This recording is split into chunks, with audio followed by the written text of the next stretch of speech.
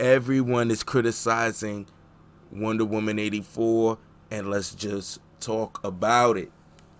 And real quick, man, I mean, it is getting raked over the coals, this film, from like YouTubers and like I said from the very beginning, I do feel like from before in episode 1 we discussed how I felt how everyone's talking about the film and how everybody's reacting. Now that I've seen the film, I can actually shed light to it. I meant to watch it 2 times and actually do a real up-to-date review, but I'm gonna do a broad stroke review, a quick review of what I thought before I get into a real deep in-depth joint. But that will be our main course of this episode today.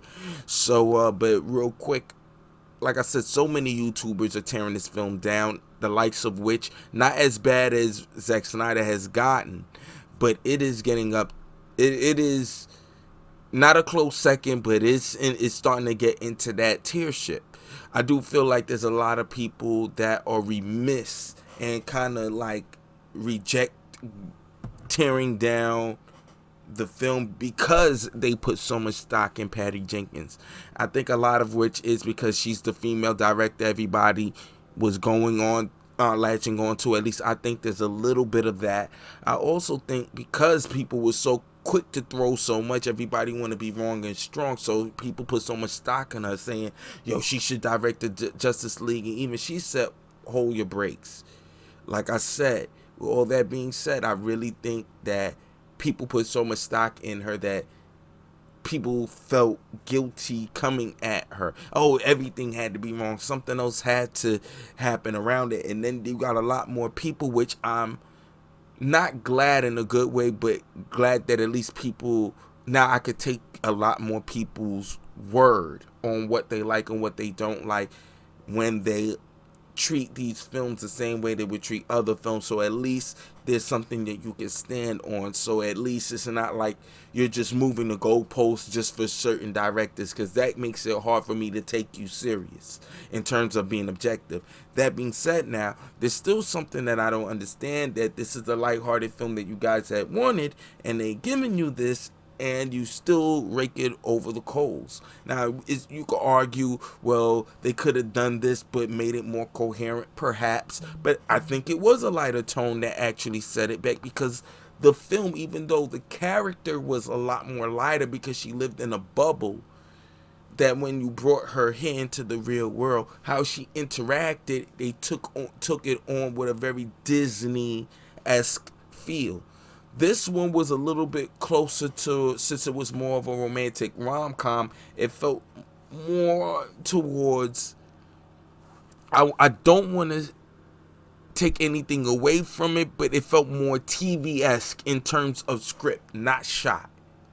It's shot like a film, but the approach was very TV-esque, the plot line.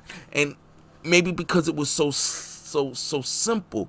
But even if you want to use a simple plot line, then that leaves a lot more room for character development. And the way in which she chose to do the character development with 2.5 hours, I do feel like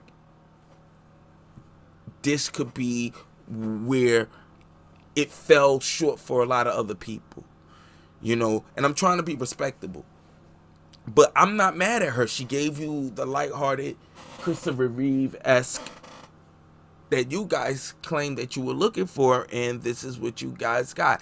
And also, I mean, there's some people out there too that you could tell that they don't want to critique it because of their affiliations with people at the film. And look, I get it, but the way that some of these guys came for Zack Snyder is not the same the way now that Patty Jenkins, because you have certain affiliations, you go out of your way to look at the bright side, and that's not fair.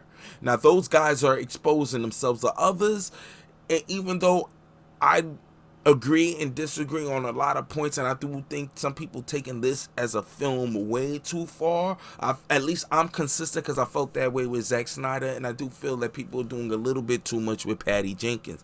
But I also have to argue that, and I'm not sure that it was her choice or she did it to go along to get along with Jeff Johns, who knows, but she did fire a lot of the people that was on the first one. So I already knew that this was not going to be the same kind of film that we were looking for. And this was a very reactionary film towards how people felt about the Snyder universe. That being said, it's interesting to see how much people are enjoying to tear down this film and actually like kind of like drinking the tears of the film. Like, you guys want to see this be destroyed. And like I said, I mean, I'm not saying that you gotta handle people with kid gloves. Consistency all across the board. Be realistic, and also keep in mind, at the end of the day, this is just entertainment. And some people treat it as if you're owed more than you need it. Then you've even invested. You bought the film, yeah, okay, you bought it. If it's not good, cool, then don't invest in it anymore. And if some people like it, there's no reason for you to tear down other people for liking it. Like I said, and I also understand, I'm not gonna say unless, but I also understand why you feel the need to, because there's a lot of inconsistencies of how a lot of people are approaching it. But for the most part, it's actually consistent to how Zack Snyder got it. Is it a DC thing? I don't know. But I also know one of the biggest issues DC have is coming from the shadow of what Marvel already had built, and it's always going to always be critiqued and judged against that which what came from before, and why it's not using that formula, because Marvel had laid the roadmap. But sad to say, DC just want to carve their own way. But with everybody criticizing it, and now that it's probably more in trend to say something negative about the Wonder Woman film, Wonder Woman 84 specifically, this is going to be interesting. This is going to be interesting to see what's going to come forward from this. Because right now, we really needed a win with the Wonder Woman 84. Yeah, we got the Snyderverse coming, and at least we get our film, and that's the great thing about it. But I do want to see these characters live on. I feel like there was so much to mine from these characters that it's just a shame. You know, I understand that they're going to start building from the ground up with Matt Reeves and go into their own universe that way, which I'm not mad at. I just want to see the Snyderverse get its opportunity to shine the way it should. With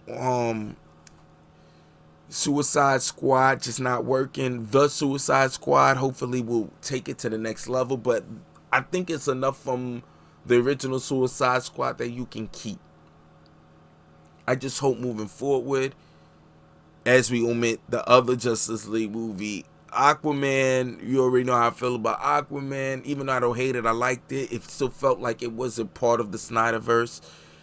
We still got a lot to work with that I think is good enough that we can actually create a brand new overarching story that could be the next phase of this universe, still coming out of the Snyderverse. And I hope that we get an opportunity to see that through. But with Wonder Woman 84 looking bad, this is just a big setback towards the prospects of that and whatever future that we can have. But still, we got the Snyder Cut. Hopefully that will right the wrongs of everything else, and we'll see where we will go from here. But as you already know, this will probably not be the last time we talk about Wonder Woman 84 moving forward, so just keep it locked here.